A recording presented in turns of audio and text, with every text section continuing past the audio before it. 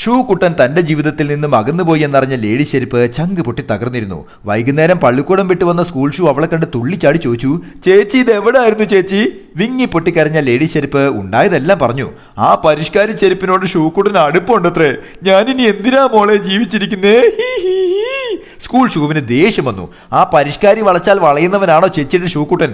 ഇന്നലെ രാത്രി കൂടി ചേച്ചി ഓർത്ത് പുള്ളി സങ്കടപ്പെടുന്നത് ഞാൻ കണ്ടതാണല്ലോ. ഷൂക്കുട്ടൻ ചേട്ടന് ചേച്ചിയെ അത്രയ്ക്ക് ഇഷ്ടമാണെന്നേ. അത് കേട്ട് ലേഡി ചെരുപ്പിന്റെ കണ്ണുകളിൽ നിന്നും കുടുകുടു കുക്കുടു ആനന്ദ കണ്ണീർ പൊഴിഞ്ഞു.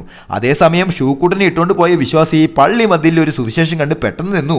കുറ്റബോധം കൊണ്ട് നീറിയ അയാൾ ഷൂക്കുട്ടനെ തിരികെ വെച്ചിട്ട് കുമ്പസാരിക്കാനായി പള്ളിയിലേക്ക് ഓടി. പാതിചത്ത മനസ്സുമായി ഇച്ചായനൊപ്പം വീട്ടിലെത്തിയ ഷൂക്കുട്ടൻ ഷൂ റാക്കിൽ തന്റെ പ്രിയപ്പെട്ടവളെ കണ്ട് പൊട്ടിക്കരഞ്ഞു. രണ്ടുപേരും വീണ്ടും ഒന്നിക്കുന്നത് കണ്ട് അവരെ പ്രാകാൻ തുടങ്ങിയ പരിഷ്കാരി ചെരുപ്പിനെ ലില്ലിക്കുട്ടി എടുത്തുകൊണ്ട് വീട്ടിലേക്കും പോയി. അങ്ങനെ ഷൂറാക്കിന്റെ 3-ാം നിലയിൽ പ്രണയം വീണ്ടും പൂവിടാൻ തുടങ്ങി. എല്ലാ ഷൂറാക്കിലും ഉണ്ടാവും ഇതുപോലൊരു പ്രണയം. Happy drawing, Saneesh Divakaran.